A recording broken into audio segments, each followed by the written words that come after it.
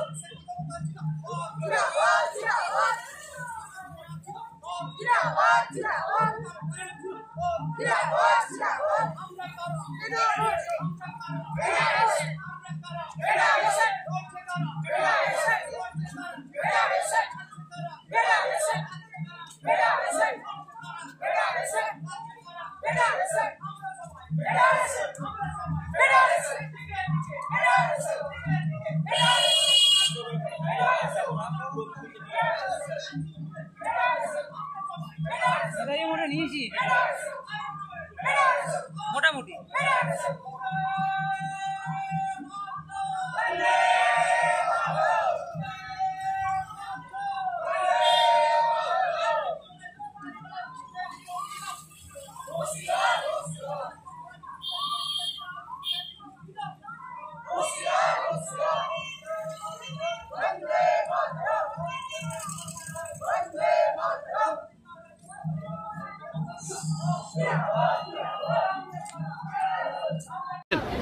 পশ্চিমবঙ্গ রাজ্য সরকারি কর্মচারী ফেডারেশন মালদা জেলা কমিটির ডাকে আজকে প্রায় 4 থেকে 5,000 কর্মচারী, যারা কর্মচারী স্বার্থে পশ্চিমবঙ্গ মাননীয় মুখ্যমন্ত্রীর যে উন্নয়নের কর্মযোগ্য কর্মচারী দরদি যে মুখ্যমন্ত্রী রয়েছেন তার প্রতি সমর্থন জানিয়ে এবং কর্মচারীদের আস্থা ভরসার প্রতীক প্রতাপ নায়কের উপস্থিতিতে আজকে আমরা এখানে একটা মহামিছিল আয়োজন করেছি। কর্মচারীদের যন্ত্রণা, কর্মচারীদের যে বঞ্চনা বা কর্মচারীদের যে সমস্ত আধিকারিকদের দ্বারা বঞ্চনা হচ্ছে সেই বঞ্চনার প্রতিবাদে আজকে গোয়াড়া ফেডারেশনের যে কর্মসূচি, রাজ্য থেকে যে নেতা জেলায় এসে তারা কর্মচারীদের সমস্যা কালকে সারাদিন ধরে শুনেছেন। আজকেও পরবর্তীতে আরও আলোচনা হবে। সেই আলোচনার পর ওনারা লিড জাজ নিয়ে তারা উচ্চস্তর জায়গায় গিয়ে আলোচনা করবেন।